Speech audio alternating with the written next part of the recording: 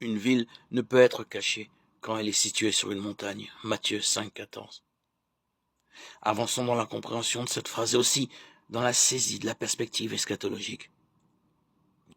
Voici que, dans la mesure où notre cœur est cohérent avec le cœur de Dieu, nous choisissons le vrai bonheur et que, dès lors, nous sommes introduits dans la Jérusalem nouvelle.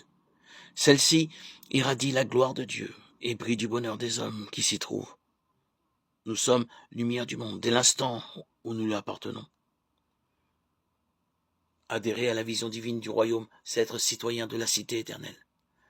C'est ce que Paul exprime dans l'épître aux Éphésiens.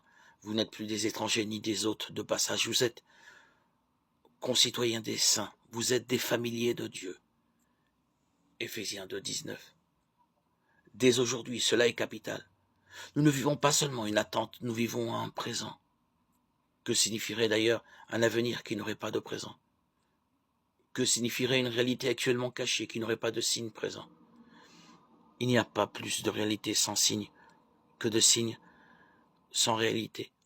Nous sommes citoyens du royaume, du moins nous l'espérons, un peu à la manière d'un citoyen français vivant à l'étranger. Notre passeport, c'est notre cœur changé, un cœur qui, sous l'impulsion divine, a pris l'option proposée par Dieu. Alors, nous sommes lumière du monde. Matthieu 5, 14. Le moins qu'on puisse en dire, c'est qu'il ne s'agit pas d'une évidence.